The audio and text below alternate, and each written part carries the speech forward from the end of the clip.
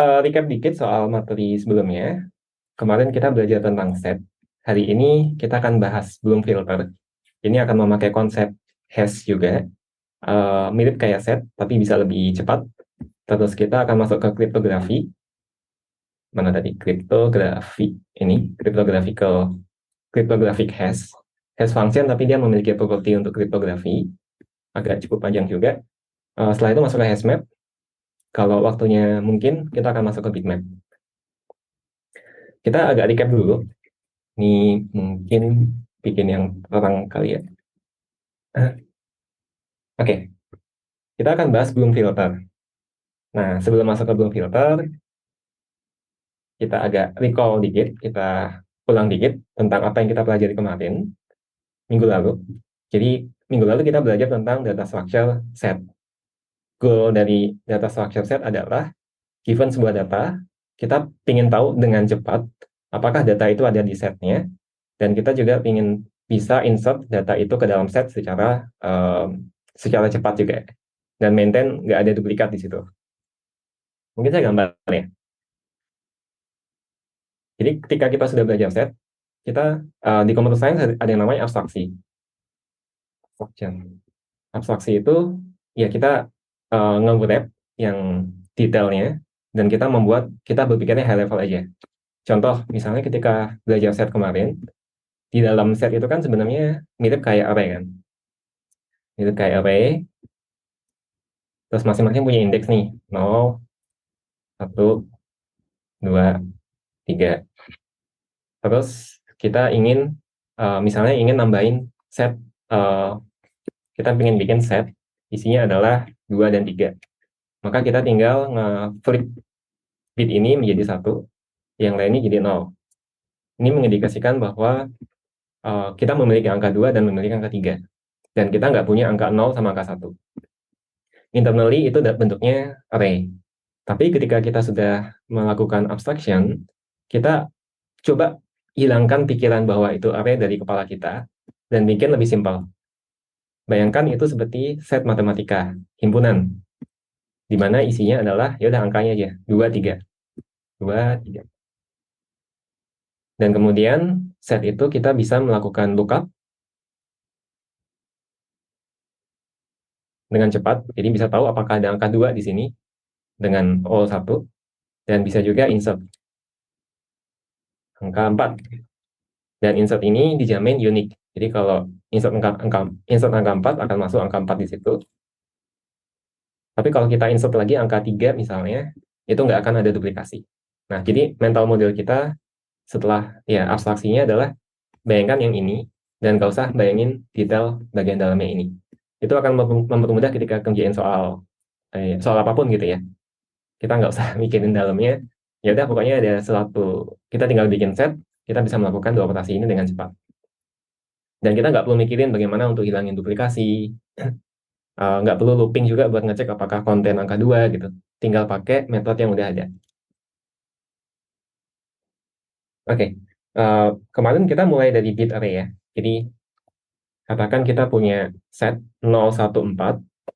Yang kita lakukan, ini dalemannya itu adalah array dari indeks 0 sampai berapapun lah yang angka maksimum yang ingin kita simpan.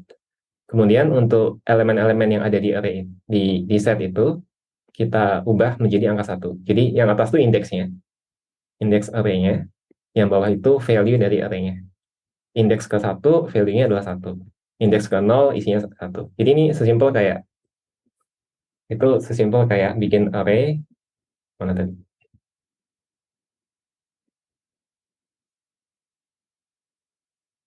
Iya, bikin array dengan isi 1, 1, 0, 0, 1, 0, 0, 0 gitu ya. Ini indeksnya yang atas, ini bawahnya value-nya. Nah, dengan ini kita kalau mau tahu apakah ada angka 5 di dalam setnya itu, ya tinggal lookup aja. Array indeks ke 5, apakah nilainya 0 atau 1. Kalau 0 berarti nggak ada, kalau 1 berarti ada. Dalam hal ini nggak ada ya. Kalau pengen tahu apakah 4 ada di sini, ya tinggal lihat aja 4, ternyata 1. Berarti ada di dalam set. Semudah itu. Cuma ada masalah ya kemarin, yaitu kalau datanya banyak, misalnya ada 1000 gitu, berarti kita perlu bikin array yang panjangnya 1000. Sorry, bukan 1000 ya, maksudnya angka paling besar 1000, angka paling kecil 0, berarti kita perlu ada 1001 arraynya, size-nya. Kalau ada 1 juta maksimum angkanya, minimumnya 0, berarti harus ada 1.000.001. Dan itu sayang karena misalnya datanya cuma 3, tapi kita punya array panjangnya 1 juta, di array-nya itu akan banyak yang kosong ya. Kalau ini ya nggak apa-apa ya, karena kan array-nya cuma ukuran 8, yang kosong segini. Tapi kalau array-nya panjang banget, data yang disimpan dikit, otomatis akan banyak nolnya. Dan juga ya juga kalau kita nggak mau ambil approach itu, misalnya mau cuma ada 7 gitu ya, mau memori efisien, ya kita nggak akan bisa nyimpan angka 9. 9 akan di sini, nggak ada di boundary array-nya, akan otomatis akan kena index out of bound. Gimana solusinya? Yaitu pakai hash function. Hash function itu yang kita pelajari kemarin, bisa mapping dari yang ini ya. Jadi inputnya bisa gede banget, outputnya bisa di-constrain menjadi cuma sekian elemen. Jadi misalnya ini angka 1000 di sini gitu. Kita ingin nyimpan di array yang panjangnya cuma berapa nih? Nggak tahu berapa nih, 10 atau berapa? 10 kayaknya. Ya, kalau ya nggak bisa kalau kita nggak pakai hash. Tapi dengan hash, angka 1000 itu bisa di-convert menjadi angka berapa nih? Angka 0, dan otomatis dia akan disimpan di indeks ke 0. Itu materi minggu lalu. Nah, oke, yang tadi itu, ya udah kita bikin hash function di modulo 8 kan. Ini salah satu simple hash function ya. Dengan cara ini kita bisa nyimpan angka 15. Tadi kan 014 ya. Sekarang pengen angka 15 disimpan, tapi array-nya cuma 8 size-nya. Gimana caranya? Ya 15 ini dimodulkan sama 8. Modulo itu sisa pembagian, 15 kalau dibagi 8, hasilnya 1, sisanya kan 7 ya. Jadi dia akan nyimpan di indeks ke-7. Jadi perhatikan bedanya. Ini indeks ke-7 berubah jadi 1. Cuma nggak bisa gini, karena kita nggak tahu ini apakah angka 7, atau sebenarnya ini angka 15, atau ini angka 22. Kan kita pakai modulo kan. Ini bisa jadi kalau kita lookup, ada angka 7 apa enggak. Kita cek indeks ke-7, oh ternyata 1 gitu. Berarti ada dong angka 7. Padahal enggak, padahal kan cuma 15 yang disimpan di situ. Jadi ada problem namanya collisions. Kenapa? Karena ya kalau kita lihat fungsi hash, input output, ini pasti ada yang collide nih, sama hash value-nya. Ini juga sama. Karena ada yang collide, jadinya kita nggak bisa nyimpan cuma 11001, tapi kita harus simpan actual datanya. Jadi yang ini tadi, kita harus simpan ini sebenarnya angka 15 atau angka 7. Kita, ya berarti bukan array of bit lagi, bukan 01, tapi array of integer. Kita simpan, oh ini ternyata angka 15 di sini. Ini ternyata angka 4, 0 di sini, 1 di sini, 4 di sini, 15 di sini, 8 di sini. 8 kebetulan itu collide dengan 0. Collide itu artinya kalau dihitung hash function-nya, hash value-nya itu sama gitu kan. 8 sama 8 modulo 8. Ya, 8 modulo 8 kan 0. 0 modulo 8 juga 0. Nah, karena di masing-masing indeks ini dia bukan satu value lagi, jadi yang disimpan ini adalah sebagai array. Jadi ini ada array di dalam array.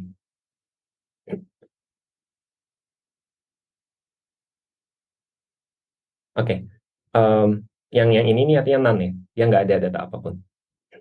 Coba kita agak sedikit dalamin lagi bagian ini ya. Misalnya kita ingin lookup apakah ada angka 7. Ya, berarti 7 dimodulkan dengan masukin ke hash function tadi. 7 modulo 8 itu hasilnya 7. Coba kita lookup di indeks ke-7, ada value-nya apa enggak? Oh, ada. Tapi kita harus cek lagi. Value-nya sama dengan 7 apa bukan? Ternyata bukan. Berarti nggak ada. Coba kita angka 15. 15 di modulo 8 akan dapat 7. Lookup di sini. Kita cek lagi, double check. Angkanya 15 bukan? Sama nggak? Ternyata sama. Berarti ada. Yang ini juga sama dengan ngecek angka 8. Di-hash-kan dulu 8 modulo 8, 0. Cek indeks ke 0. Ini ada 2, berarti harus cek satu-satu. 0 sama dengan 8? Enggak. Berarti kita cek berikutnya. 8 sama dengan 8, iya. Berarti 8 ada di situ. Nah, cuma makin uh, makin banyak datanya, kita butuh size yang lebih gede. Contoh, ini kan ada 8 nih. Array-nya 8. Tapi kalau kita cuma nyimpan di array yang 2, ya padat gitu. Jadi ini akan panjang listnya, akan panjang array-nya. Dan in the worst case, ini akan jadi panjang banget. Berarti yang lookup tadi sebelumnya O1, ini kalau cuma ada satu data kan berarti cuma lookup indeks ke-7, terus habis itu lihat datanya nih sama apa enggak. Tapi kalau ini array-nya panjang, berarti bukan O1 lagi, tapi harus ya bisa sampai ON gitu. Katakan ini cuma satu gitu ya. Cuma indeksnya bukan 2 tapi cuma satu array-nya. Ya berarti harus lookup satu-satu kan di sini. Cek satu-satu sama aja kayak cari di array. Jadi ada trade-off antara array size dan juga number of collision. Makin kecil size-nya, makin tinggi juga kemungkinan collision. Tapi kalau makin gede, ya bagus, akan jarang collision, tapi otomatis usage memorinya akan makin gede. Jadi ya trade-off antara time sama memori. Oke, sampai sini dulu ada pertanyaan nggak?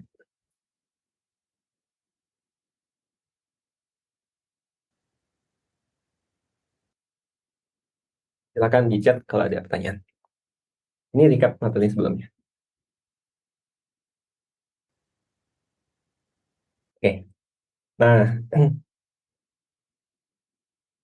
kalau angkanya minus, masukin aja ke modulo -2, modulo 8, itu berapa?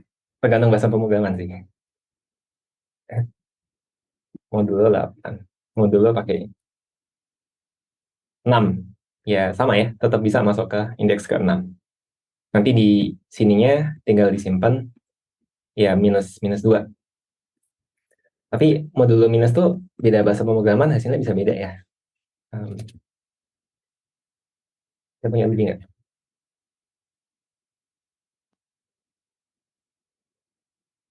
-2 modulo 8. Oh, sama. Kalau pakai atas, kayaknya beda nih hasilnya. Ya.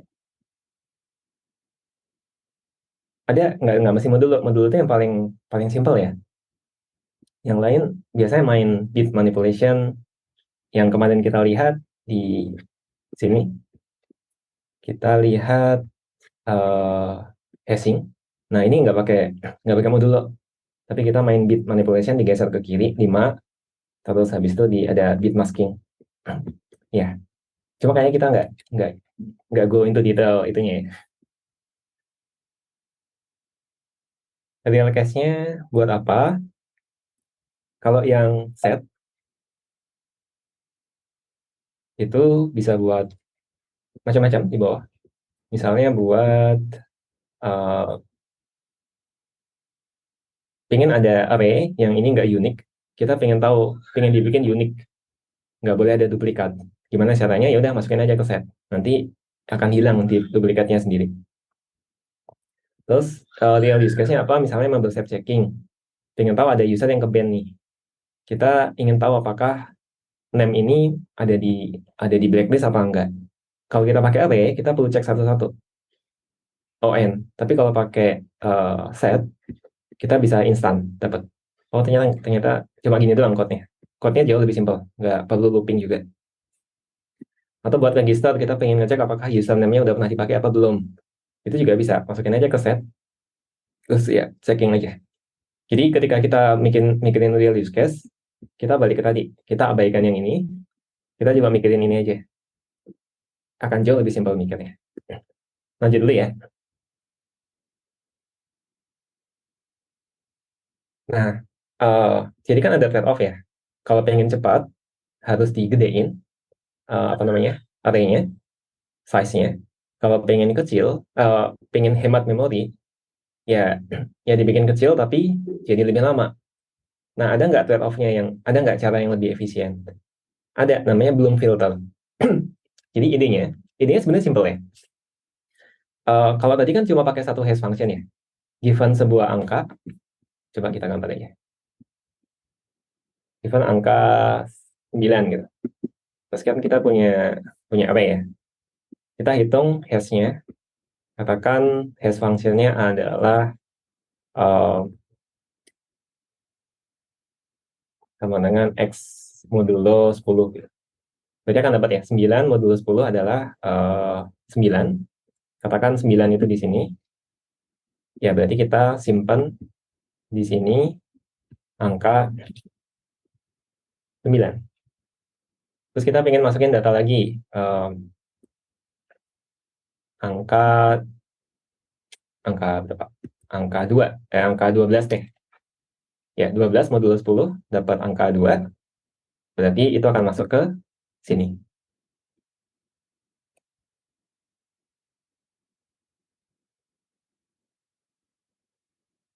Dapat angka 2. Nah,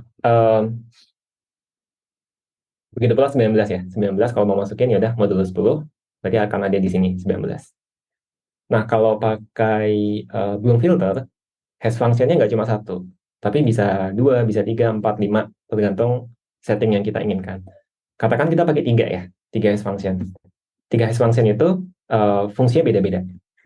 Jadi bayangkan ada 3 hash function dengan rumus yang beda. Yang pertama di modulo 10, yang kedua di manipulasi bitnya. Yang satu lagi mungkin rumusnya adalah dikuadratin dulu X kuadrat, baru kemudian modulo 10. Yang satu lagi mungkin X kali 5 modulo 10 gitu ya. Jadi ada 3, katakan ada 3 hash function. Ketika ingin memasukkan angka 9 ini, kita menggunakan tiga-tiganya. Jadi kita hitung H1, H2, dan juga H3. Nah, coba kita pakai ini ya. Ini hapus dulu. 9 masukin ke H1. 9 kuadrat 81 dimodulkan 10. Berarti akan nyimpan di indeks pertama ya. Indeks ke-1, ini ada angka 9. Masuk ke sini. 9 modulo 10 ya 9. Masuk ke sini. Apa namanya? 9 kali 5, 45, modulo 10, 5. Berarti ada di sini. Nah, di Bloom filter, yang kita simpan bukan actual value-nya, tapi 1 atau 0 aja. Jadi kayak yang pertama kita bahas tadi. Yang ini, yang bit array, kita cuma nyimpan angka 1 atau 0. Nah, berarti udah berubah nih, apa namanya, flag-nya. Yang ini masih 0 ya, awalnya masih 0. Coba dilengkapin ya, 2, 3, 4, 5, 6, 7, 8, 9. Ya, ini karena modulo 10 ya, berarti cuma 0 sampai 9. 0.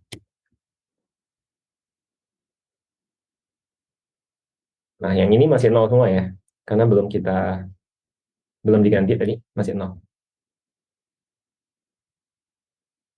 Terus kita ingin memasukkan angka 5. Ya ada 5 pangkat 2, berapa? 25 modulo 10. Berarti indeks kelima berubah jadi 1, 5 ya. Terus yang ini 5 modulo 10, sama 5 juga. 5 kali 5, 25 modulo 10, masuk ke sini juga. Ya, 5 contoh yang jelek ya, bukan 5 deh. 6. Contoh yang jelek karena fungsi hash kita nggak bagus. 6 pangkat 2, 36 modulo 10, berarti di sini, ini jadi 1. 6 modulo 10, di sini juga. 6 kali 5, 30, modulo 10, 0. Ini jadi 1. Nah, jadi kita udah masukin 2 data di sini. Katakan kita pengen lookup, apakah angka 5 ada di sini apa enggak? 5 modulo 10, 5. Bukan 5 deh, angka 7 deh. Angka 7 ada apa enggak? Ya udah kita hitung. 7 pakai hash 1 dapat angka 9. Ini dapat angka 7. Ini dapat angka 5. Nah, kita cek apakah di bit ke-9 itu 1. Betul. Di bit ke-7 apakah 1? Oh, ternyata enggak. Di bit ke-5 apakah 1? Iya, 1. Tadi kan berarti iya, tidak, dan iya. Kalau itu ada di sini, pasti semuanya satu dong. Ya nggak? Karena ini salah satunya bukan satu, ya berarti angka 7 itu pasti nggak ada di sini. Jadi lookupnya sesimpel itu. Masukin aja ke sini. Make sure semua bitnya itu on. Kalau ada satu aja yang nggak on, berarti itu nggak ada di situ pasti. Kita jamin itu nggak ada di situ. Intuisinya simpel kan sebenarnya. Kalau itu ada di situ, berarti kita pernah melakukan operasi ini, masukin semuanya, dan pasti udah kita flip menjadi satu semuanya. Gimana? Misalnya kita cari angka yang udah ada ya, 9. Cek 9, masukin, ya dapat angka berapa? 9, 81 modulo 10, 1. Oh ya, benar, 1. 9 modulo 10, ini nyala. 45, ini nyala juga. Semuanya nyala. Artinya 9 kemungkinan ada di situ. Jadi nggak pasti. Kenapa nggak pasti? Nanti akan saya bahas. Misalnya angka 5 gitu. 5 masukin sini. 5, yang ini akan dapat angka 5. Ini juga angka 5. 5 kali 5, 25, modulo 10, 5. Kita cek 5 on nggak? Ternyata on. Berarti 5 ada di sini dong? Nggak ada. Itu yang saya bilang. Jadi kalau masuk ke sini dulu aja kali.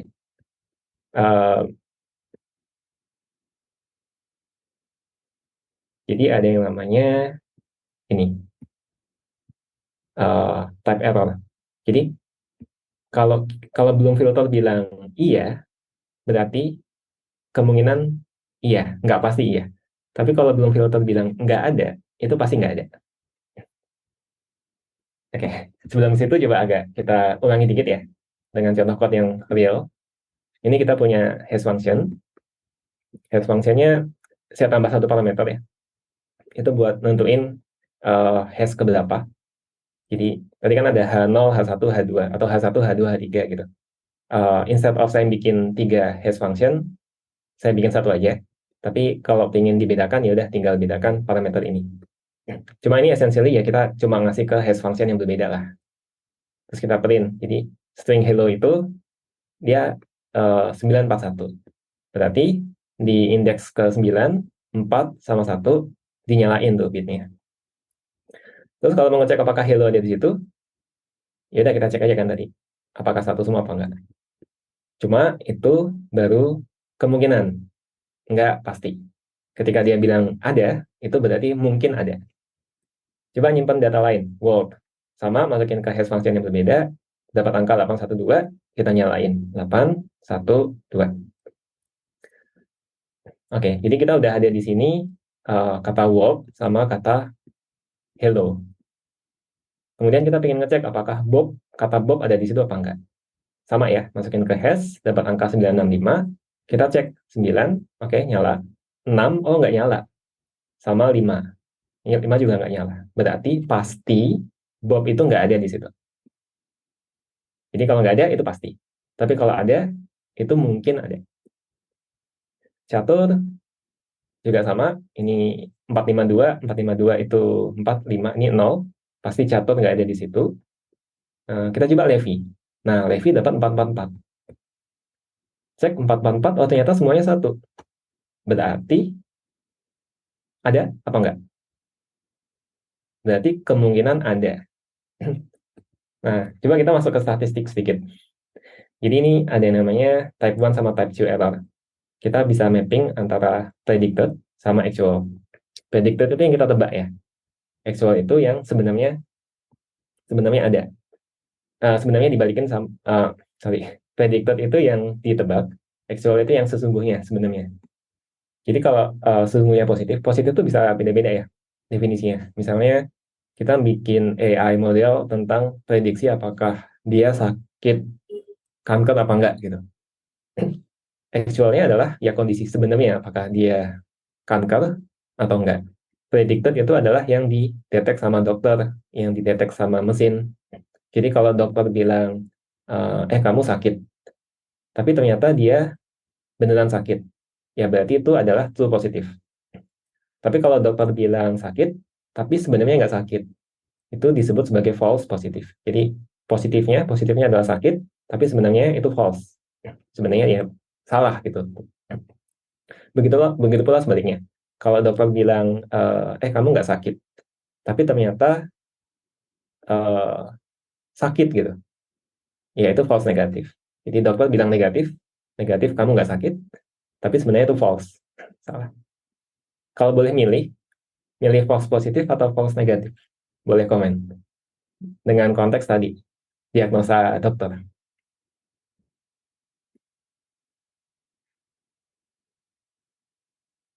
Ya pilih nggak sakit sih, tapi kalau boleh milih, milih false positif atau false negatif? False positif. Kenapa false positif?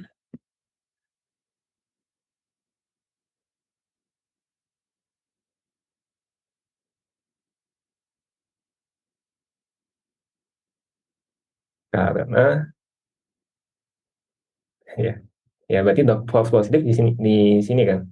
Di sini kan. Berarti dokternya bilang kamu sakit, tapi ternyata nggak sakit. I think konsekuensinya lebih bagus. Dokternya ya depends ya. Kalau dokternya bilang sakit tapi nggak sakit, berarti kan kita harus membayar biaya pengobatan macam-macam. Bisa jadi uang kita habis buat itu gitu. Tapi sisi positifnya, daripada false negatif ya. False negatif berarti dokternya bilang nggak sakit, tapi sebenarnya sakit gitu. Kayaknya lebih lebih buruk ya kalau kondisi kayak gitu. Cuma apakah pasti lebih bagus false positif? Enggak juga, tergantung use case-nya. Misalnya kayak spam filtering. Kalian lebih seneng misalnya bikin detection system ya, mendetek apakah itu spam atau bukan. Terus detektornya bilang bahwa itu spam, tapi sebenarnya bukan spam. Berarti di sini kan, itu happy nggak? Berarti akan diblok, akan dihapus. Yang enggak dong, kita nggak happy dong ada email yang benar. Emailnya mungkin nawarin beasiswa atau nawarin kerja, didetek sebagai spam. Sebenarnya bukan spam. Ya itu kita nggak happy. Tapi kalau false negatif, dia bilang itu bukan spam, tapi sebenarnya spam, berarti akan masuk ke inbox kita. Happy nggak? Ya nggak happy juga ya. Tapi masih mending lah daripada informasi penting hilang. Jadi ini trade off, depends on kebutuhan. Nah, belum filter itu, dia nggak ada false negatif. Jadi nggak ada false negatif. Nggak akan happen di sini. Jadi kalau dia bilang false, bilang nggak ada di situ, itu pasti nggak ada. Tapi kalau dia bilang, tapi dia bisa false positif. Jadi kalau dia bilang ada, bisa jadi itu beneran ada, bisa jadi itu nggak ada. Gampangnya gitu ya. Jadi kalau dia bilang nggak ada, pasti nggak ada. Tapi kalau dia bilang ada, mungkin ada di situ. Ini contoh implementasinya. Sama aja kayak di atas sih, di copy aja. Terus saya bikin kelas buat nge-grab belum filternya. Ini buat nge-add, ini buat ngecek apakah ada di situ apa enggak. Ini sama kayak logika yang udah kita bahas tadi ya. Ketika add, dia cek aja hash-nya, terus kita nyalain bit ke situ, ya array index ke situ. Ketika kita ngecek juga sama, hitung hash-nya, kita cek apakah semuanya satu apa enggak. Kalau ada satu aja yang nol, berarti pasti bukan, uh, berarti nggak ada gitu. Tapi kalau kalau true bisa jadi ada, belum pasti ya. Ini contoh pemakaiannya, saya masukkan apple, banana, dicek nih, balikannya true. Berarti kemungkinan ada apple di situ. Banana kemungkinan ada, cherry karena false pasti nggak ada di sini. Benar kan? Nggak ada. Durian juga nggak ada. Ya satu lagi notes-nya adalah di belum filter yang standar, yang normal, itu kita nggak bisa menghapus ya. Jadi kalau kita ingin menghapus remove apple, itu nggak possible. Karena ya tadi, uh, misalnya di sini, hello, yang ini deh, world gitu, 812. Kita ingin menghapus world. Berarti apakah kita boleh mengubah yang 8 ini jadi 0, yang ini jadi 0, yang ini jadi 0? Nggak boleh, karena 128 itu mungkin dipakai sama yang sebelumnya. Nah, ya kan? Satu dipakai sama hello. Kalau itu jadikan 0, berarti hello juga jadi nggak ada dong. Padahal kan ada. Ya, itu konsekuensinya. Nggak bisa dihapus. Cuma bagusnya adalah ini bisa nge-compress dibandingin set ya tadi. Contoh ya, misalnya pakai set. Worst case-nya kan akan numpuk, kalau kekecilan akan numpuk kayak gini nih. Ada collision. Tapi ingat bahwa di sini kita nggak menyimpan actual value-nya, kita cuma nyimpan bit-nya aja. Berarti ini nggak perlu ada collision dong. Kita nggak perlu nyimpan panjang array di sini. Nggak perlu nyimpan array di sini. Cuma 1010. Jadi secara memori ini jauh lebih efisien daripada uh, pakai set yang standar ya.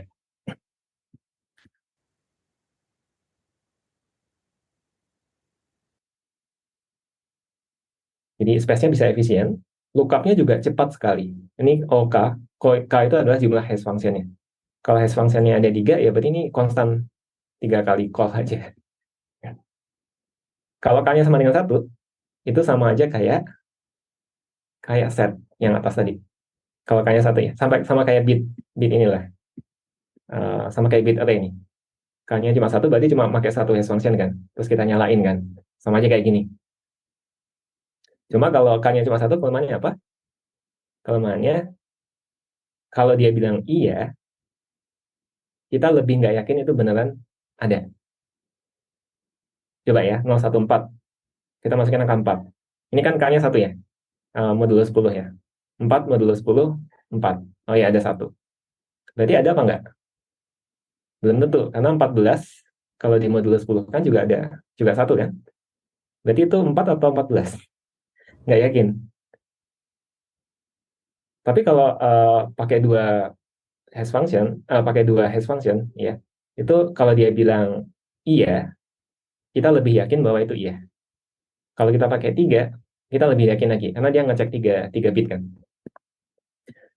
Nah, tadi ada pertanyaan, bagaimana nentuin optimal parameternya. Ada rumusnya sih matematika. Saya nggak akan bahas ini, tapi intinya dia bisa ngecek um, optimal number of hash function-nya ada berapa, apakah 3, 5, 7. Itu formulanya ini.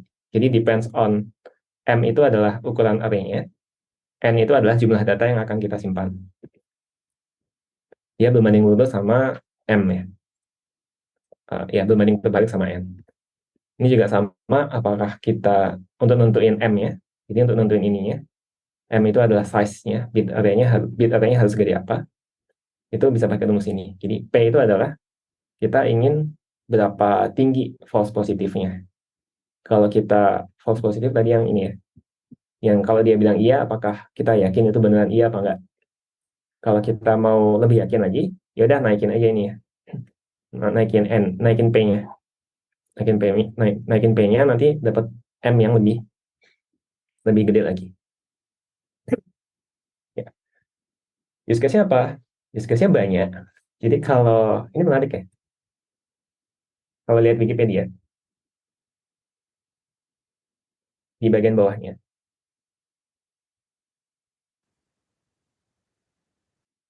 Nah, kayak Google Bigtable, Cassandra Postgre itu pakai. Terus Akamai, CDN itu pakai juga. Chrome juga pakai. Bing pakai. Banyak banget yang pakai ya. Grafana pakai, Bitcoin juga pakai. Jadi use case-nya itu biasanya kayak gini. Ini dari Wikipedia. Dia sebagai seleksi tahap awal. Kita ingin ngecek apakah key 1 ada apa enggak. Ternyata nggak ada. Oh ya udah, kalau nggak ada kita percaya. Pasti nggak ada di situ. Terus kita cek key 2 ada apa enggak. Dia bilang yes. Nggak percaya dong, bisa jadi false positif. Nah, ketika dia bilang yes, hanya ketika dia bilang yes, kita akan cari di storage yang sebenarnya. Ini bisa macam-macam, bisa database, bisa melakukan API call, macam-macam. Baru kemudian divalidasi, oh ternyata yes, ya berarti itu yes. Contoh lain, dia bilang yes, tapi kan nggak yakin ya. Kita cek ke sini, ternyata bilang no. Ya udah, jawabannya berarti no. Jadi belum filter itu untuk seleksi tahap awal, paling nggak untuk mengeliminasi yang no. Kalau dia bilang no, ya udah nggak usah kesini. Contoh untuk password detektor. Kita ingin ngecek apakah passwordnya weak apa enggak. Ya udah kasih ke situ aja. Kalau dia bilang no, berarti pasti nggak weak ya. Aman, nggak perlu ngecek ke database. Tapi kalau dia bilang yes, bisa jadi langsung kita reject, atau bisa jadi ya udah double check ke database-nya. Atau username. Kadang kan kita butuh cepat ya. Kita ngetik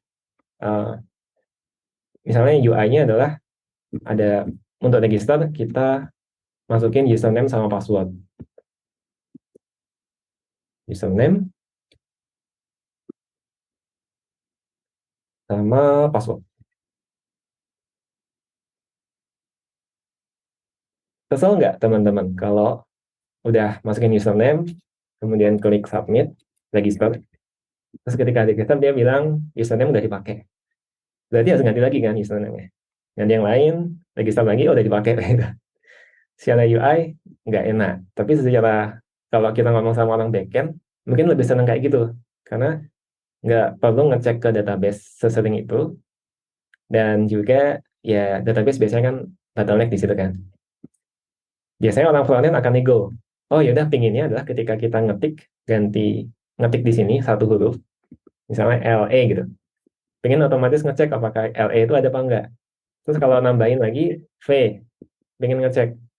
Jadi akan sering HTTP call ke backend. Biasanya orang backend akan komplain tuh, wah ini boros banget nih. Ini akan bisa jadi database-nya mati gara-gara itu. Database-nya akan heavy karena itu. Mungkin akan kompromi sama front end. Front end akan bikin throttle. Jadi nggak tiap kali ngetik langsung langsung API call, tapi kalau udah ngetik terus dia stay nggak ngetik lagi selama 3 second, baru kemudian manggil API call ya pakai di bounce. Itu lebih bagus. Cuma mungkin masih agak lebih berat juga di belakang ya. Ini namanya di bounce ya. Kalau pakai library uh, bisa googling di bouncing, jadi nggak key enter terus kemudian langsung call ke belakang, langsung melakukan action, tapi nunggu dulu. Nah, solusi yang lebih enak adalah pasang bloom filter di sini di backend ya. Pasang bloom filter. Dia cek ketika dia ketik satu huruf, langsung call ke backend. Backend ngecek di bloom filter ada apa enggak username-nya. Kalau dia bilang nggak ada, pasti nggak ada kan. Berarti nggak perlu munculin error di sini. Tapi kalau ada, ya baru kemudian ngecek ke database.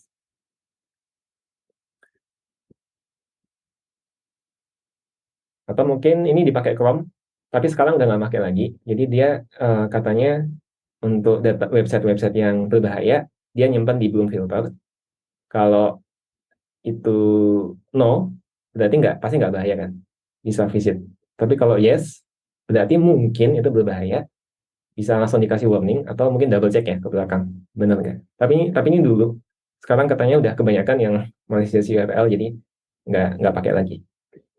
Database juga sama ya tadi, bisa jadi caching tahap awal, bisa ngurangin load ke database, atau mungkin spell checker. Pengen ngecek apakah kata itu ada di dictionary apa enggak, ada di kamus apa enggak. Bisa aja sih kita cek langsung ke database kamus ya. Tapi kalau ada belum filter bisa kita reject lebih awal.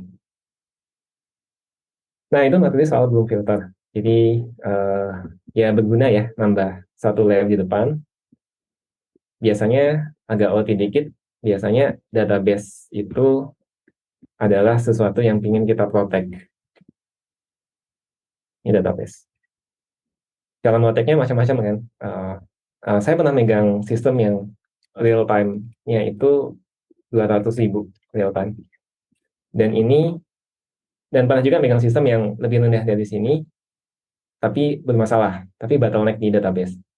Nah, yang 200.000 real time ini bisa bisa aman karena banyak caching di depan. Jadi biasanya dilakukan orang kan ini di depannya ada Redis nih. Nanti kita akan ngomongin soal caching di Hashmap. Intinya dia ngecek dulu ada di Redis apa enggak. Kalau ada, ya udah ngambil value dari Redis. Kalau nggak ada, baru ke database. Atau bisa juga ada CDN namanya. Di CDN.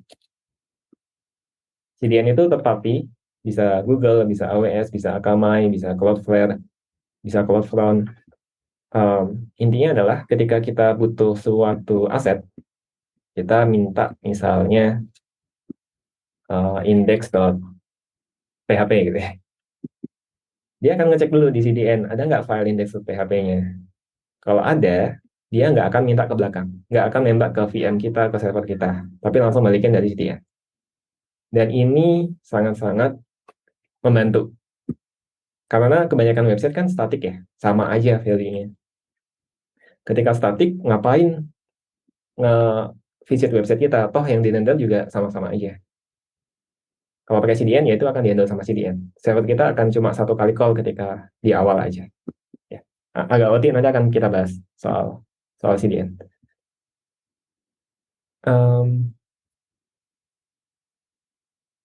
Ya, solusi praktikal kalau pengen bisa remove, bisa di googling. Jadi ada implementasi lain.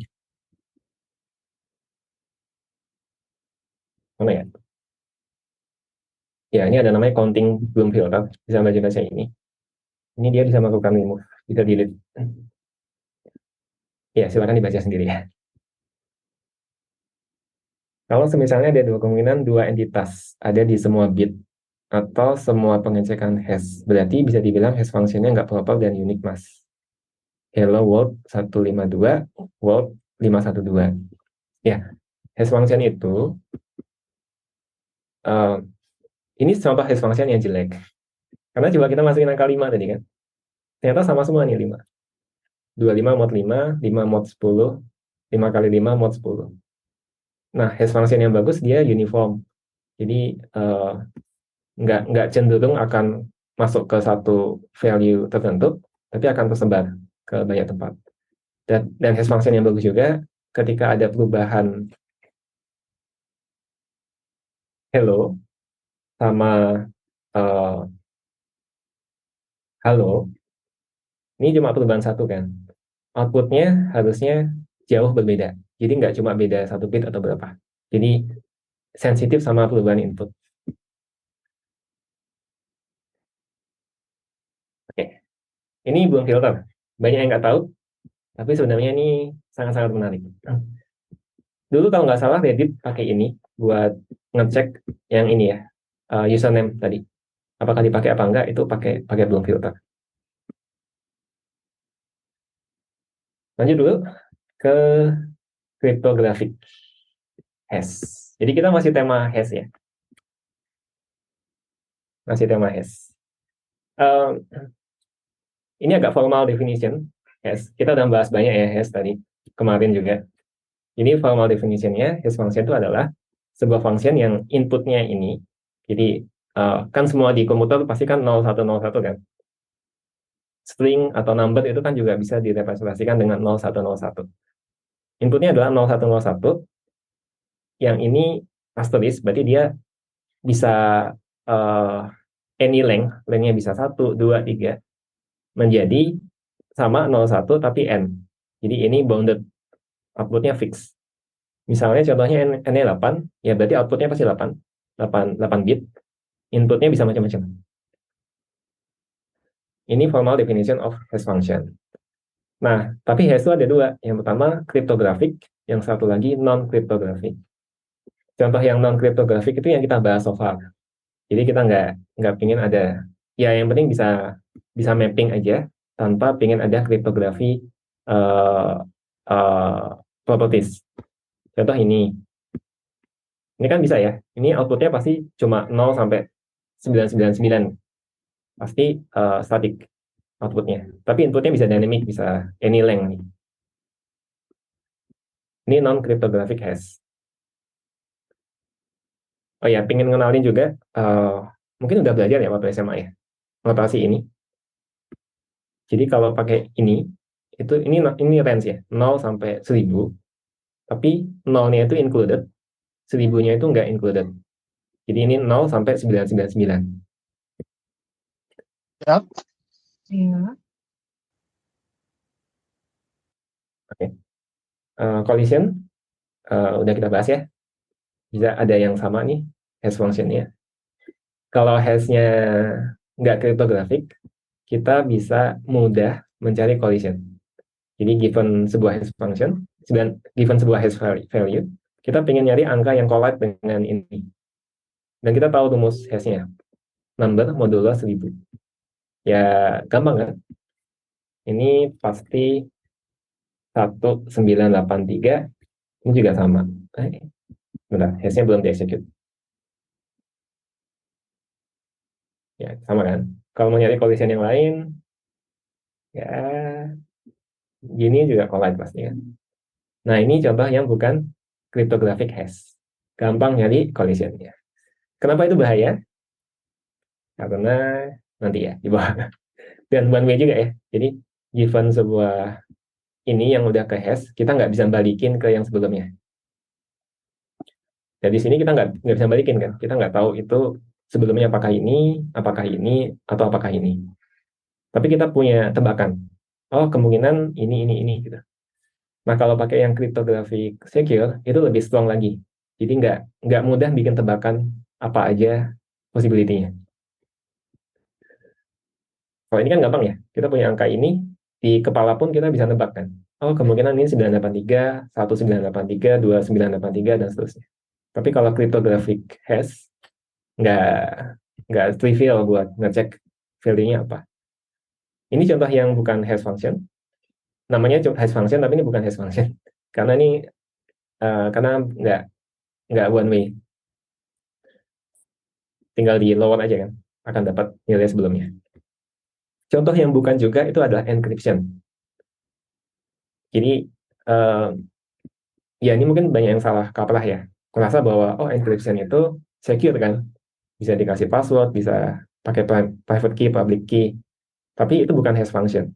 Kenapa? Ya karena simply dia bisa dibalikin, bisa di decrypt kan. Nah, contoh pemakaiannya untuk nyimpan password. Ini penting karena kayak banyak orang melakukan ini gitu ya. Di database nyimpan passwordnya sama dengan password yang kita ketikin. Ya nggak boleh dong. Karena berarti ada orang di company itu yang dia punya akses ke database, dia akan tahu passwordnya. Gampang, tinggal select all, username password, dapat passwordnya semua. Kita nggak ingin sistem admin bisa melihat passwordnya. Ya, backup nanti akan dibahas di bawah. Terus, kalau database-nya bocor, stolen, ya semua orang di dunia akan tahu passwordnya apa. Ini bahaya. Jadi, di database kita nggak boleh nyimpan password secara plain. Gimana caranya? Apakah kita pakai encryption? Secara encryption itu aman, pakai encryption aja dong gitu. Ada masalah nggak kalau kita pakai encryption? Boleh komen?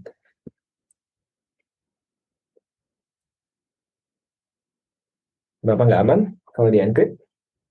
Karena udah di encrypt.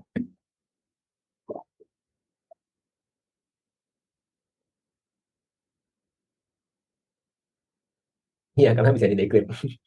Karena masih ada orang yang punya passwordnya kan. Bisa di decrypt. Nah, solusinya pakai hash. Jadi passwordnya ini 1234566 ini di hash. Yang disimpan adalah hashnya. Karena hash itu one way, jadi bahkan sistem admin juga nggak tahu ini apa. Kalau ini bocor juga kita nggak tahu ini apa sebenarnya. Secara teori, tapi ada masalah nanti di bawah. Jadi ya mekanismenya gitu ya. Yang disimpan adalah hashnya.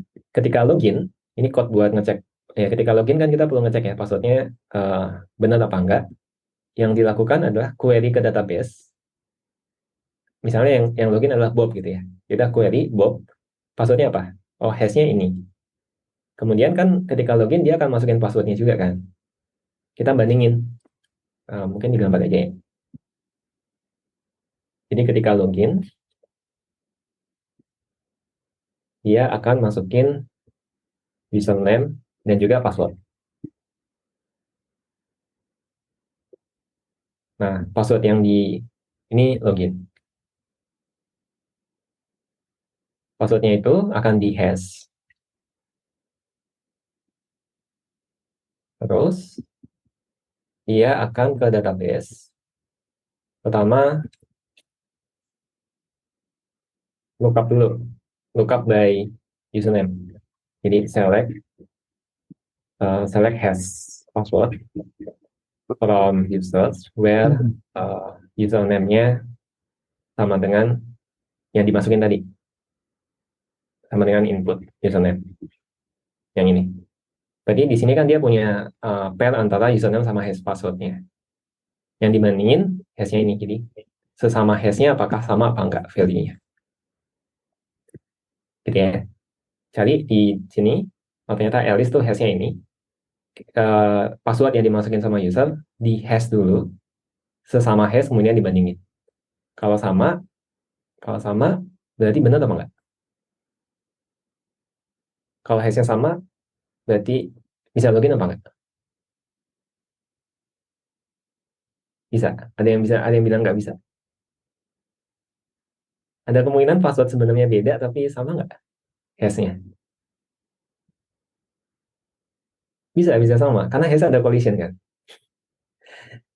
Jadi ada kemungkinan orang login sebagai Alice, tapi passwordnya berbeda, tapi sama. Terus bisa login. Itu ada kemungkinan. Cuma kemungkinannya sangat-sangat kecil. Makanya tadi ada collision kan. Kalau hash function yang bagus, kemungkinannya akan sangat kecil. Karena ya bayangkan ini ada misalnya ada 32 bit, kemungkinan sama kan berarti 1/2 pangkat 32. Makin gede bitnya, makin langka juga kemungkinan collision. Ini udah kita bahas kenapa nggak di encrypt ya. Kalau di encrypt, sistem admin bisa tahu passwordnya. Nah, nanti akan kita bahas nge-attack itu gimana. Contoh lain, checksum. Banyak website, misalnya kita download software online, kan ada kadang-kadang dikasih kayak gini kan. Ada yang pernah buka nggak ini apa? Ini cuma ini. Ini hash value-nya. Ini juga sama. Ini 512 lebih panjang, lebih secure. Ini hash-nya. Itu uh, itu gini. Jadi ini kan file. File itu kan ya binary lah ya. Binary berarti kan bisa dikasih ke hash function. Nah, output hash function-nya itu disimpan di sini. Jadi ini hash function dari file ini. Goal-nya adalah ketika kita download file ini, kita bisa double check apakah file ini di lokal komputer kita bisa hitung hash value-nya, dan kita bisa manually cek apakah sama dengan ini apa enggak. Kalau nggak sama, berarti apa? Berarti mungkin bisa jadi ketika download, ini kan file di server ya, server. Terus kemudian kita download, kita di sini,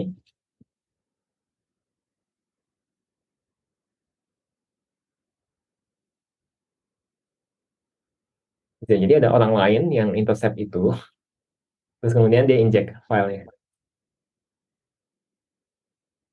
Dia ubah file-filenya supaya ada virusnya atau ada macam-macamnya, nyampe ke klien udah berubah. Kalau kita nggak melakukan pengecekan ini, ya kita nggak tahu apakah ada perubahan apa enggak. Atau bisa jadi kita copy paste nih dari teman, dikasih file ini gitu, pakai pakai thumb drive. Kalau pengen ngecek apakah itu beneran nggak ada perubahan apa enggak, ya bisa ke websitenya resminya, kemudian dicek apakah sama apa enggak dengan ini. Ya, biasanya orang nggak pernah ngecek ya. Soal salt nanti akan kita bahas. Ya, bisa sama tapi kemungkinannya sangat-sangat kecil ya untuk nemu collision.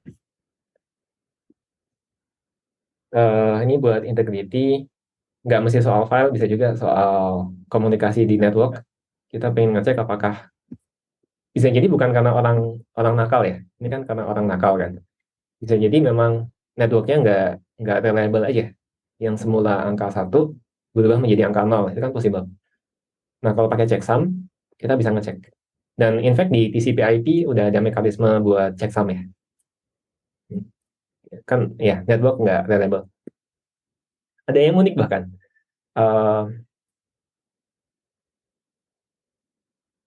Jadi ada sebuah pemilihan umum di Belgium. Ini OT banget ya, nggak nyambung. Tapi menarik. Um, ini bukan ya?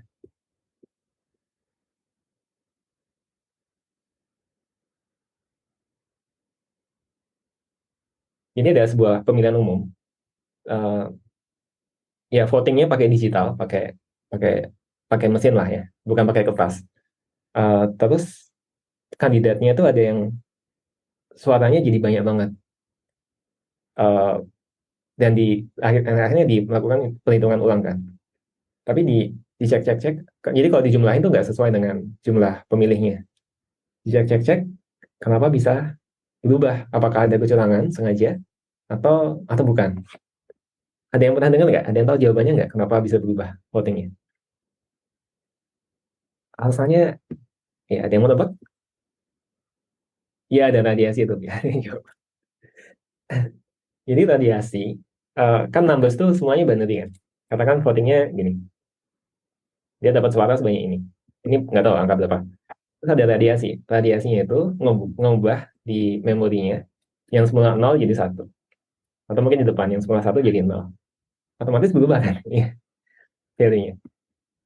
Jadi ya ada di veritasium kalau mau lihat. Bagus nih veritasium. Habis apa flip flip.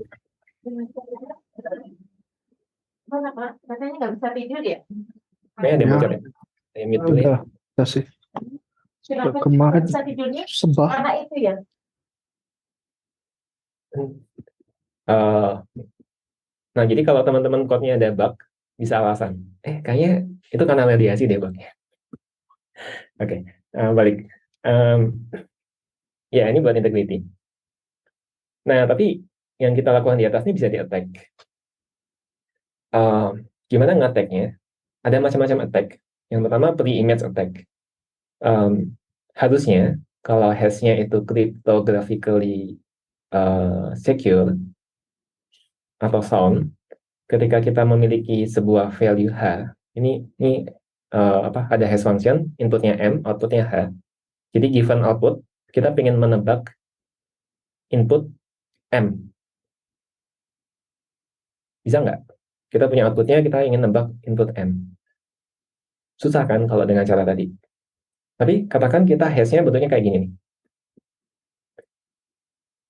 Inputnya string, kemudian yang dilakukan ini, dia akan looping karakter by karakter. Jadi P ini, P, kemudian akan di-convert menjadi ASCII-nya. Terus dijumlahin lah. Jadi ASCII-nya P tambah ASCII-nya A, dan seterusnya dijumlahin, kemudian dimodulkan 1000.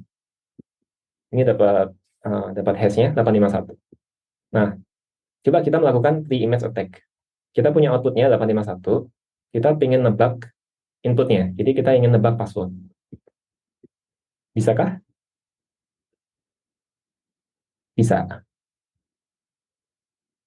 Cara pertama adalah, ya udah kita looping aja. Kita punya common password nih. Ini dictionary attack namanya. Kita punya dictionary, common password, kemudian kita looping masing-masing ini, coba kita hitung hash-nya, sama nggak? Ternyata sama.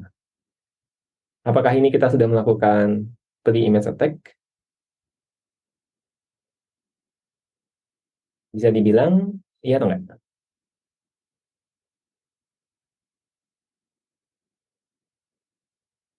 Iya. Harusnya kan ini difficult ya. Ini bukan impossible, tapi difficult. Ini kita gampang nih, tinggal looping aja bisa dapat. Kalau hash function yang yang secure, biasanya sengaja dibikin itu kalkulasinya lambat. Jadi kalau kita mau brute force nyobain semuanya, itu akan difficult.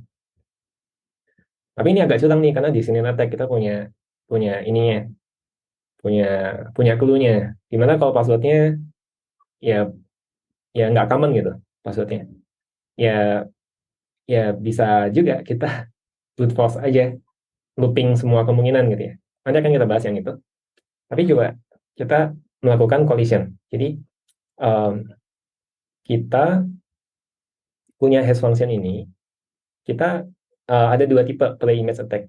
Yang pertama itu kita akan find out the real inputnya. Tapi yang kedua tipenya adalah kita nggak exactly sama, tapi kita menemukan collision. Jadi ini mana tadi? 851 kan? Kita ingin dapetin yang value-nya 851. Tapi boleh beda. Dengan ada collision. Gimana caranya? Ada hash function ini, kita ingin dapetin 851.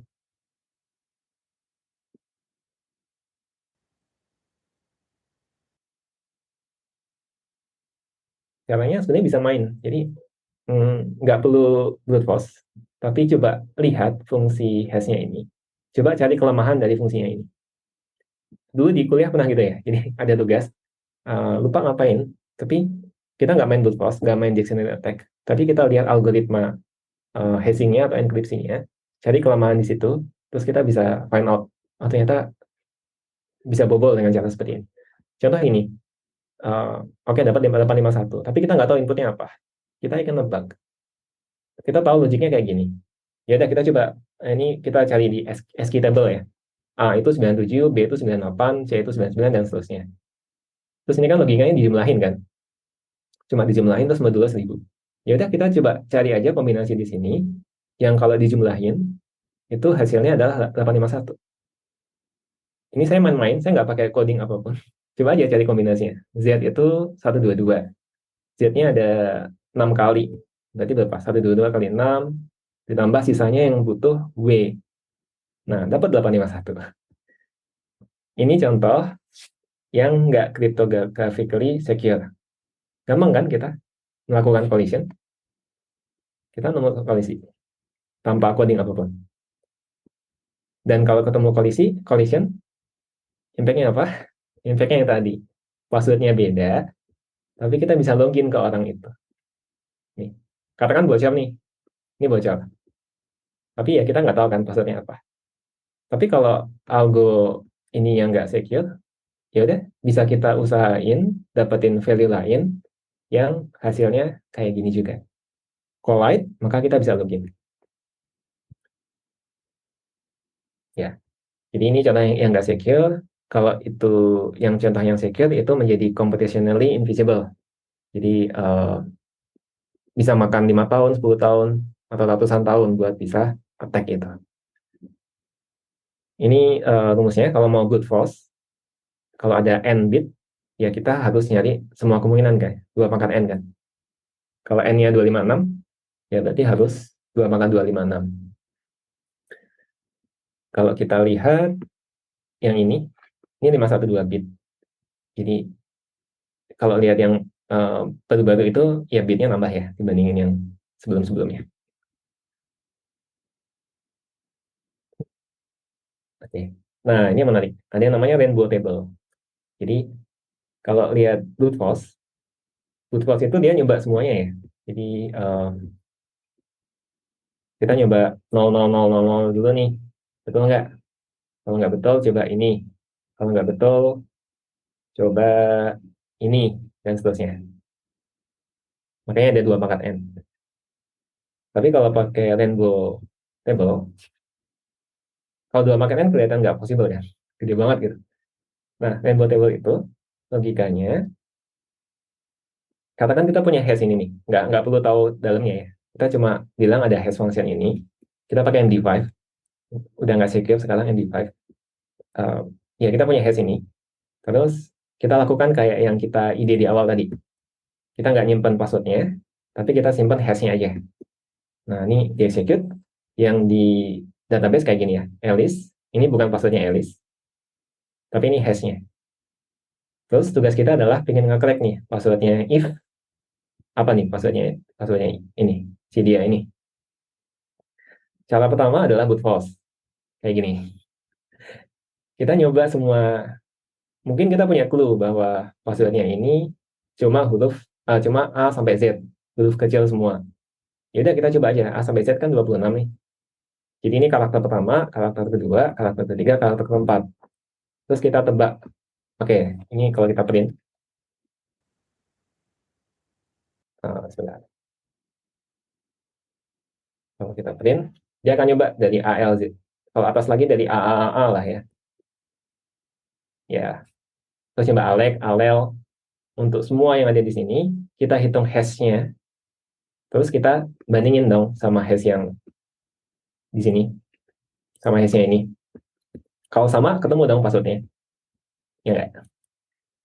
Hitung hash-nya, kita cek apakah sama apa enggak. Kalau sama, ketemu passwordnya. Jadi walaupun itu one way, ternyata bisa juga kita dapatin ya. Kan password itu one way. Password, kalau kita kasih ke hash itu kan one way. Ini udah hash password. Kalau bagus hashnya, kita nggak bisa balikin dari sini ke sini. Nah, tapi karena one way, ya udah kita coba tebak aja password lain. Coba A. Kita masukin hash, sama apa enggak? Kalau sama, berarti password sama dengan A dong. Atau setidaknya collide lah ya.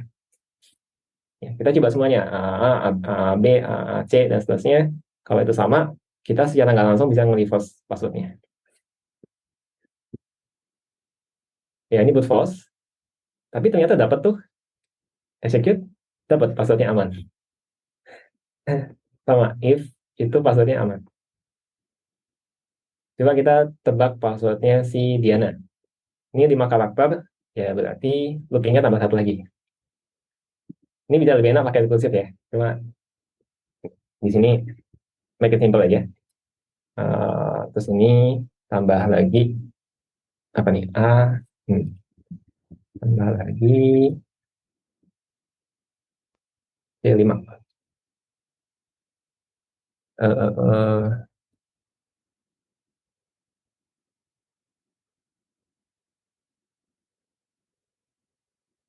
Bisa nggak?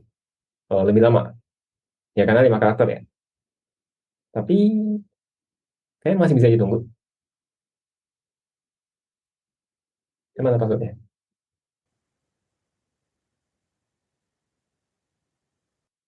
Bukan. Ini si Diana kan. Diana itu secret. Diana itu indeks ketiga. Ditunggu.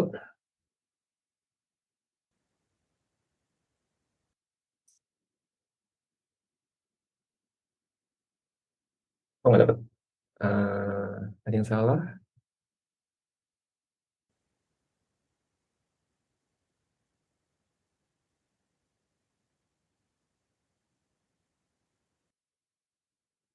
Yes. Ya, 1, 2, 3, 4, 5.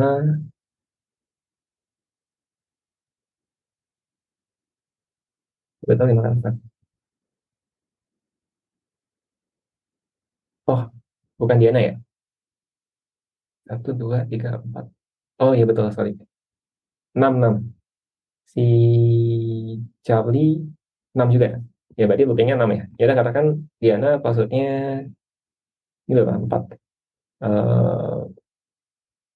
Ini deh, Bob deh. Bob itu yang ke 1. Ini debugnya di stop dulu aja.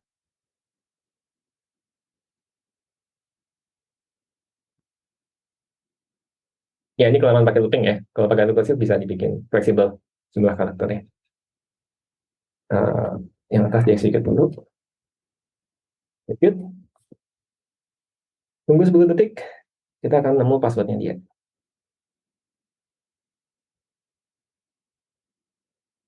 Nggak nemu.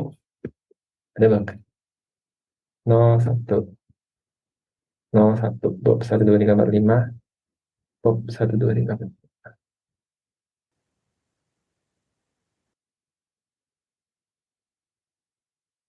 Ya waktunya mepet. Tapi dia dapat ya. Tinggal looping gitu aja. Nanti akan dapat.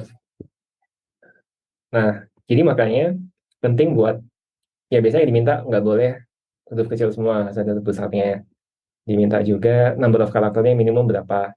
Ini coba kita bikin kalkulasinya. Kalau number of karakternya cuma 4, terus ada 26 kemungkinan huruf, jadi huruf kecil semua, itu ya cuma segini gitu.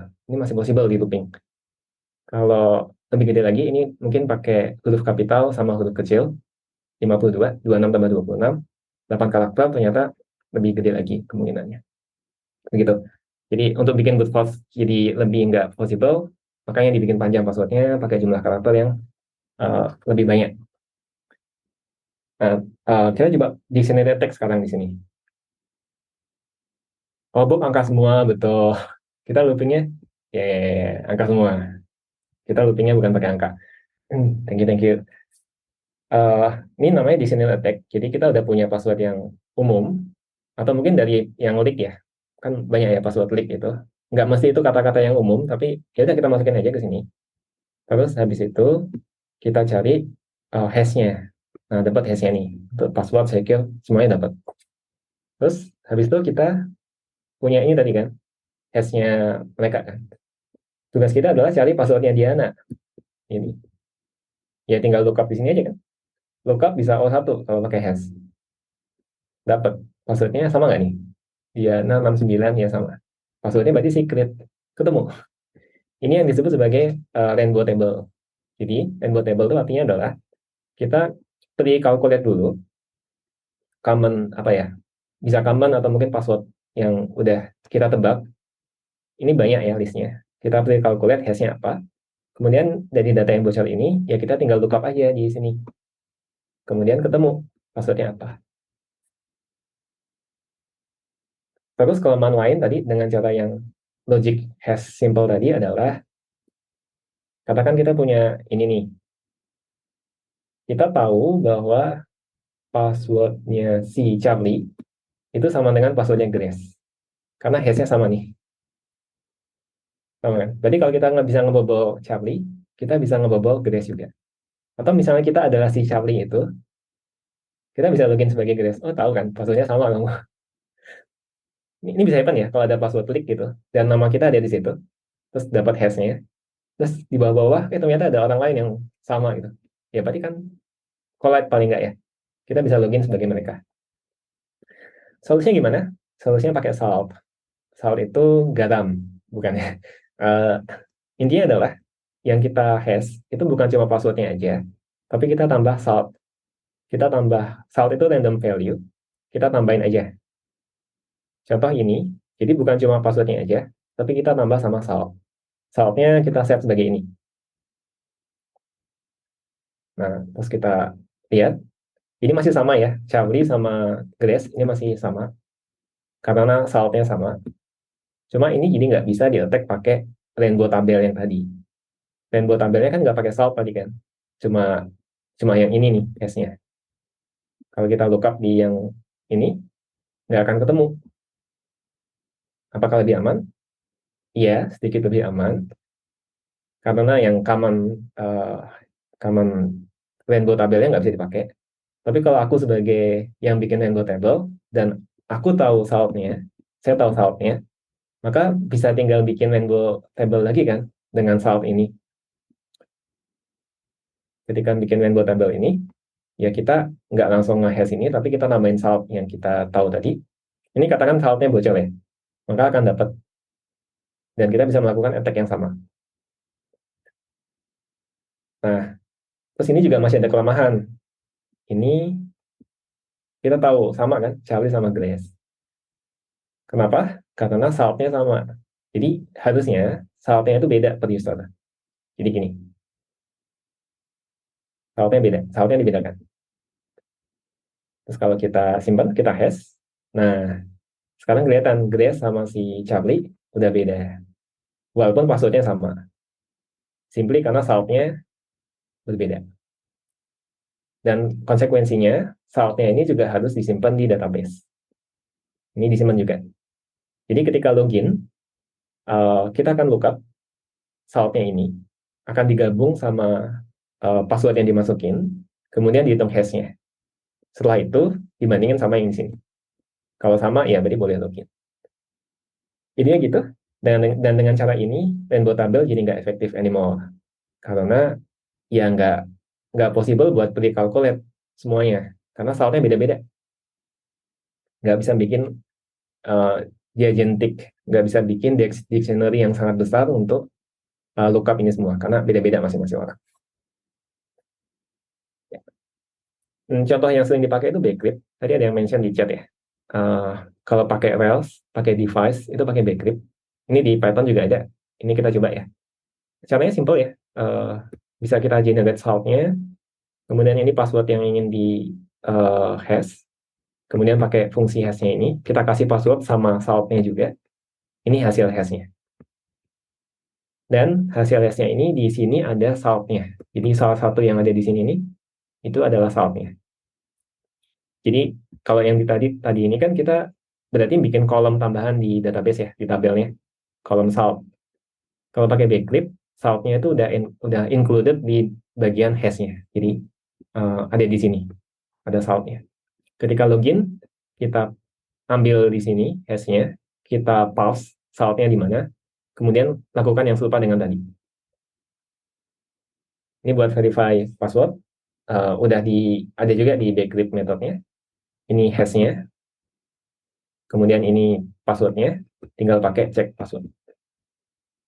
Dia si backlibnya, si cek PW ini akan melakukan parsing saltnya, kemudian akan membandingkan hasilnya. Itu tentang cryptographic hash. Udah jam segini, ada pertanyaan dulu?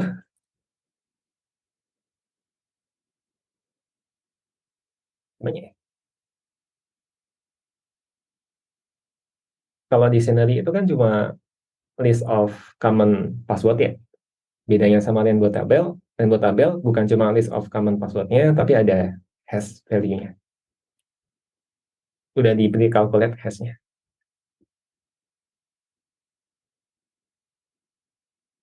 Jadi bisa dipakai ulang ya, karena udah pre-calculate. Kalau nggak pakai Rainbow Table, mana tadi?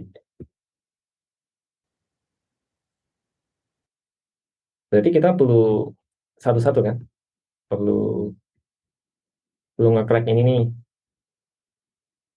Terus kemudian kita lihat semua dictionary-nya, coba bandingin hash-nya sama apa enggak.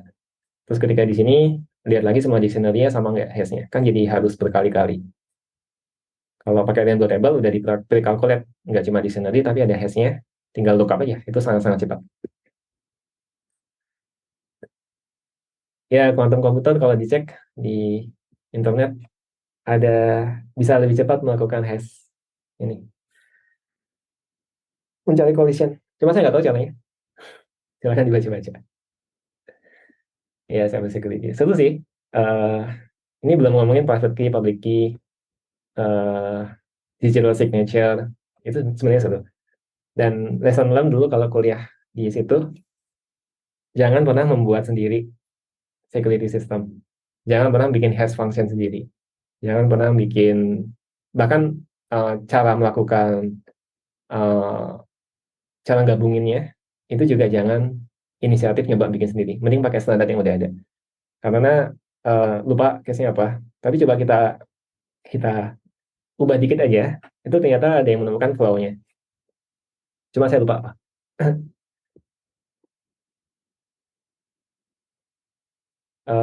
Ya, lanjut dikit kali ya ke HashMap. Kalau nggak sempat nanti lanjut minggu depan. HashMap ini sebenarnya sama aja kayak set. Mana set tadi? Set. Hilang.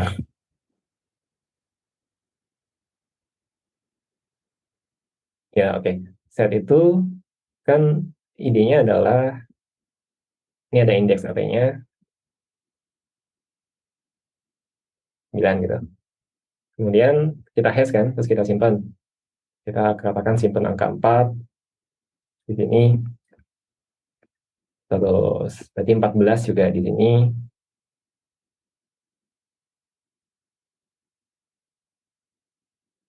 Terus 9 di sini dan seterusnya. Kalau hash map, sorry, itu simply yang disimpan bukan cuma satu, tapi ada dua. Kalau gini. Jadi kalau pakai set misalnya, kita cuma bisa nyimpan user ID-nya. Kita ingin tahu apakah user ID 9 udah ada di database apa enggak. Tapi kalau pakai hashmap, kita bisa juga bonus nyimpan data lain. Misalnya ini namanya. Ini juga sama 4, namanya siapa. 14, namanya siapa. Jadi cuma itu aja sih. Value-nya bukan cuma satu, tapi tuple atau array. Code-nya juga sama, mirip. Ini code-nya set. Code-nya, terus kita print nih. Sorry, ini kita melakukan adding. 1, 2, 3, 1. Set akan menjamin bahwa nggak ada duplikat. Jadi angka 1 ini nggak mungkin kesimpan, false. Terus kalau kita print dalamannya, dalamannya itu maksudnya ininya. Coba kita print, kayak gini nih.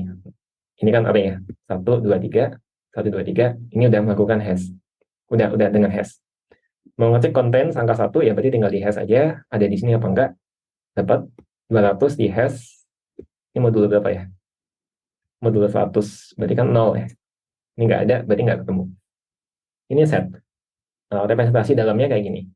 Tapi kalau hashmap, dalamannya, cara makainya, biasanya nama metodenya put, bukan add. Kalau add cuma ada satu parameter, di sini kita kasih dua parameter. Ini kita sebut sebagai key, ini sebut sebagai value. Terus kita put. Kalau kita lihat tabelnya, nah isinya seperti gambar saya tadi, ada tuple, ada dua. Ada key-nya sama value-nya. Terus untuk dapetin, kalau tadi di set cuma bisa ngecek contents, apakah yes atau no, apakah ada apa enggak.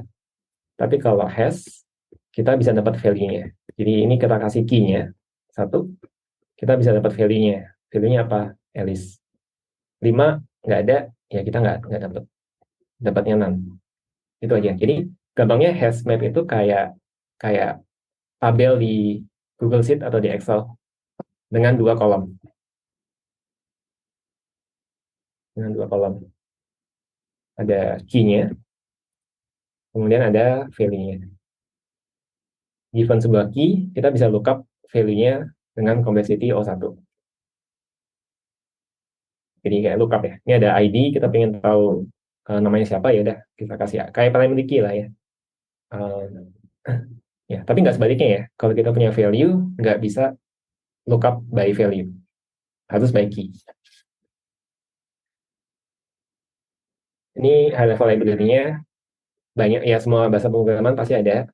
Kalau di Python kayak gini, straightforward. Complexity-nya semua O1. Nah, pengen masuk ke use case-nya. Agak molor 5 menit ya, sorry. Pertama buat bikin database, very simple database. Ini ID-nya, ini namanya, ini bukan email ya, namanya ya.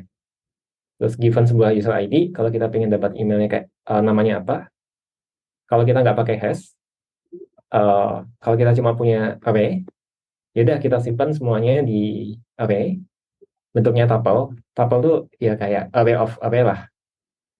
Terus ketika pengen ngecek username 3 itu siapa, ya kita harus looping array-nya kan. Cek satu-satu, apakah user ID-nya adalah 3. Kalau sama dengan 3, maka balikin gitu. Cuma ini ON, karena harus ngecek satu-satu kan.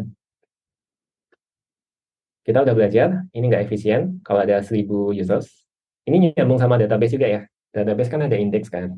Mungkin buat yang belum pernah pakai index, cari tahu index. Karena kalau nggak pakai index, misalnya kita punya 1000 rows atau 1 juta rows, itu kita harus nge-scan 1 juta semuanya. Kalau pakai index, bisa jadi cuma 1 kali, atau bisa jadi log 1 juta. Log 1 juta itu mungkin cuma berapa? Mungkin 20 mungkin.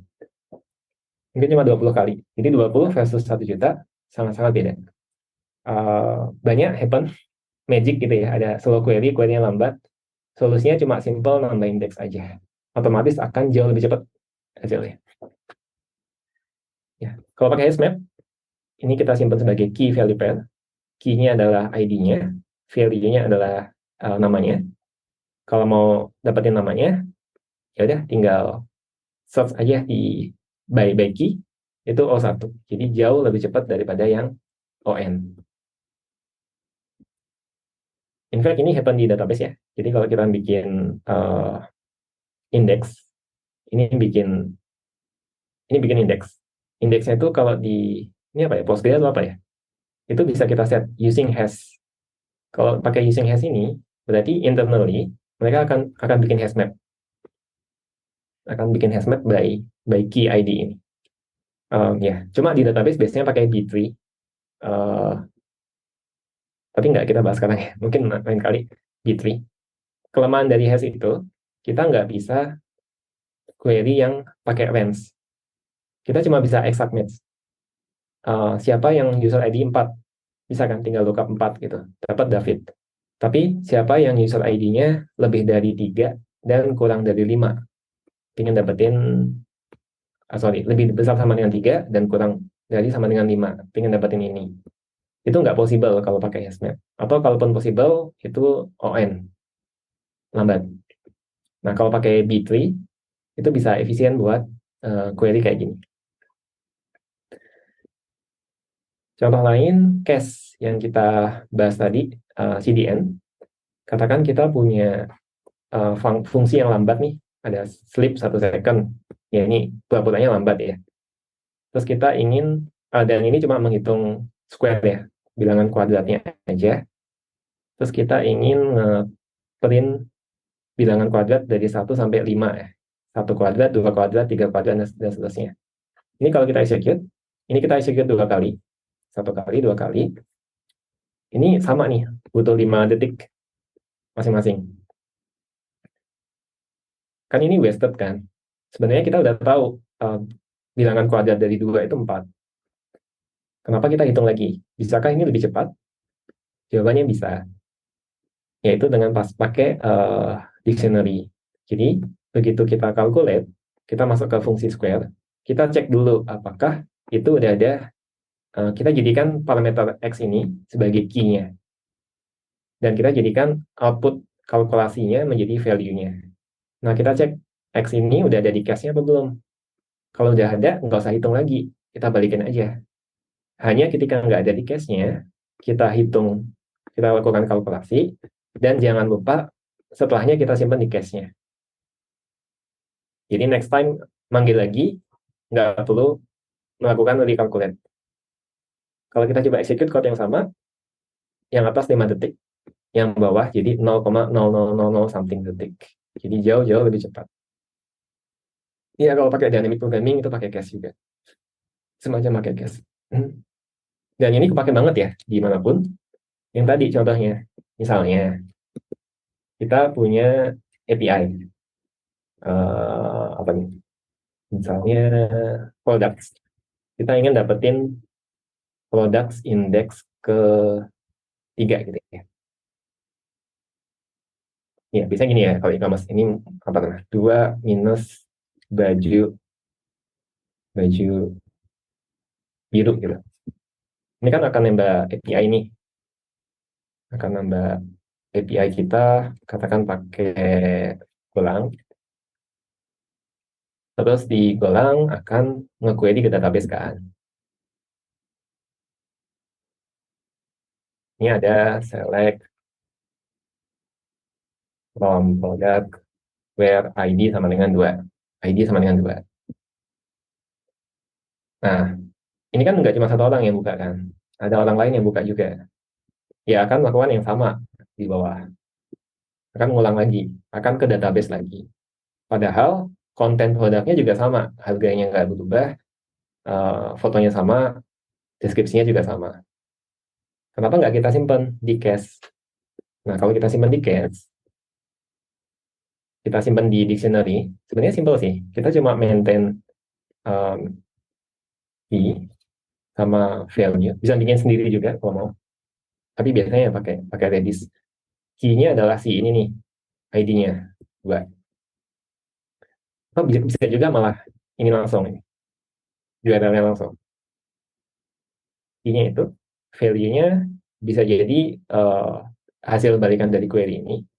Bisa juga HTML-nya juga boleh kalau mau. Kalau balikin HTML-nya, berarti kan nggak perlu rendering ulang kan HTML-nya. Jadi ketika orang pertama ngunjungin ini, dia akan akan query ke database karena dia akan ngecek dulu URL-nya ada di key value-nya apa enggak. Kalau enggak ada, dia query ke database, kemudian melakukan rendering. Setelah itu, jangan lupa disimpan di dictionary. Key-nya adalah URL-nya, value-nya adalah HTML hasil renderingnya. Orang berikutnya, ketika mengunjungin, dia ngecek ke sini, oh udah ada HTML-nya. Berarti dia bisa skip rendering, langsung balikin HTML-nya. Itu bisa. Ya, cuma aplikasinya macam-macam. Ada juga yang key-nya pakai URL gini. Biasanya kalau pakai CDN, yang dilakukan ini. Dan ini sangat simpel ya, tinggal balikin HTTP header-nya, cache control-nya dijadikan sebagai, ya gitulah. Nanti CDN akan otomatis nge-cache ini. CDN itu artinya di depan ya, depan banget. Jadi bahkan, mana tadi? Ya, bahkan kalau udah di-cache di CDN, bahkan server kita nggak akan hit sama sekali. Ya. Nah, cuma case ini ada perlu hati-hati ya kalau kayak gini. Misalnya buka Tokopedia. Katakan kita cache, ya cari HP deh.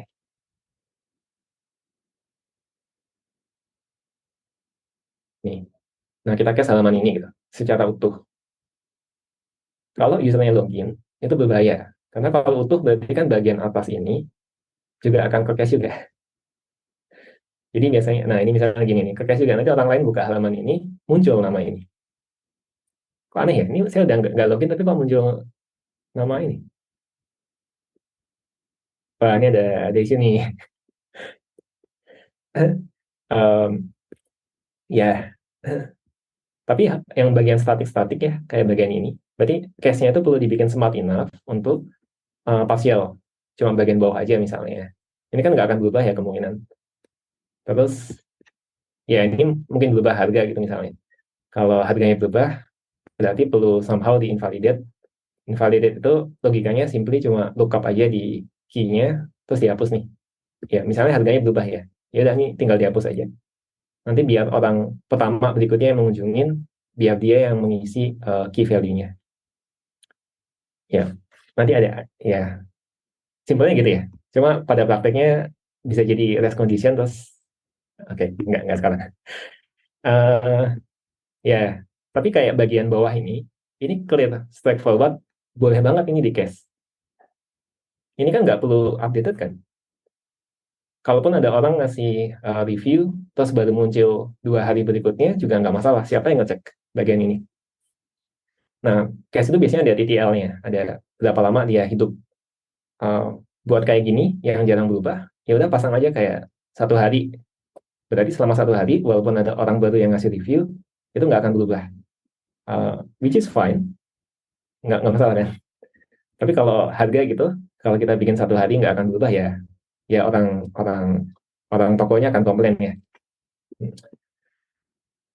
Ya itu soal cache. Ini sangat penting kalau teman-teman backend, front end ngedalamin ini. Di front end ada namanya SSG di Next.js, server side static site generation. Ini juga yang dipakai buat website kita. Ini static ya, ini nggak punya server ini. Ini cuma HTML CSS doang. Dan karena static, jadi isu-isu yang happen di sini nggak akan happen. Nggak ada database-nya, nggak ada back-end-nya, jadi jauh lebih simpel sebenarnya. Recommended sih kalau websitenya static, dibikin static aja. Secara cost juga bisa gratis, itu di host di GitHub. Terakhir graph, uh, mungkin nggak akan masuk di sini ya, waktunya habis. Nah, intinya kita bisa represent graph ini dalam bentuk pakai dictionary juga. Mungkin itu uh, agak ngebut, sorry. Mungkin besok kita akan review ulang HashMap. Seperti biasa nanti ada assignment, akan saya bikinin kontesnya. Mungkin soal HashMap ya. Bedanya HashMap sama belum filternya apakah Mas beda? Kalau HashMap dia bisa nyimpen key sama value-nya, tapi kalau belum filter dan gunanya buat ya key value mapping ya. Kalau belum filter ini ya buat efficiently, ini kayak set ya. Ngecek apakah dia belongs to set itu apa enggak. Tapi dia nggak dapat value-nya. Cuma ngecek ada apa enggak aja. Oh ya, yang menarik dari belum filter, kalau pakai Redis itu ada belum filternya. Namanya apa ya?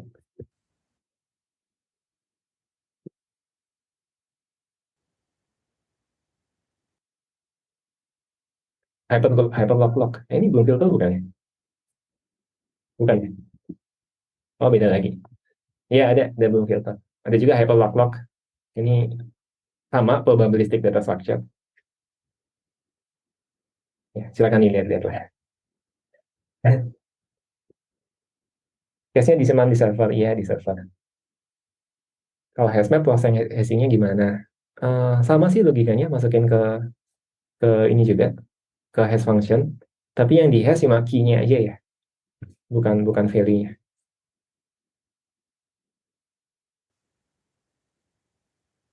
Nah, CDN itu,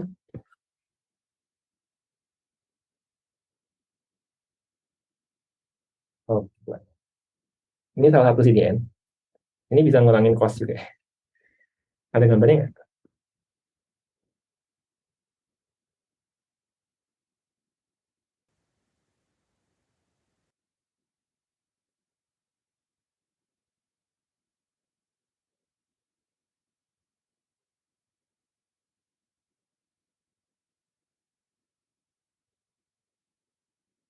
nggak ada gambar yang bagus ya. CDN itu ditaruh di paling depan. Jadi kita katakan mengunjungi www.levi.com.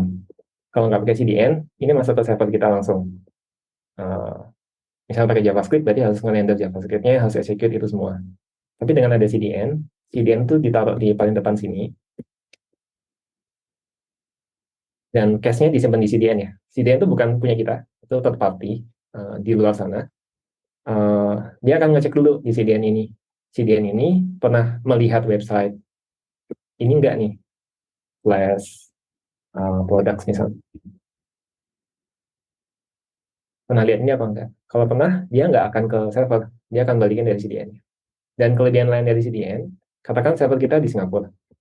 CDN ini bisa distributed, jadi bisa ada di Jakarta, bisa ada di Papua, namanya POP, Point of Presence.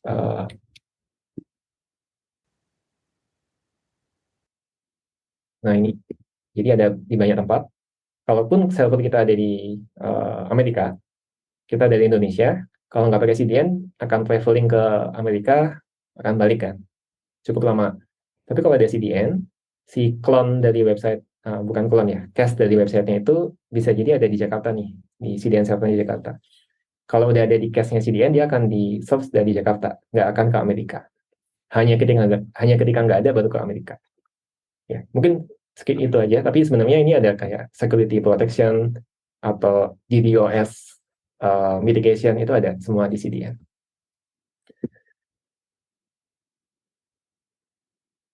Oke, itu dulu ya. Thank you semuanya. Nanti ada tugas, silahkan ditunggu. Sampai ketemu next time. Thank you, saya tutup ya.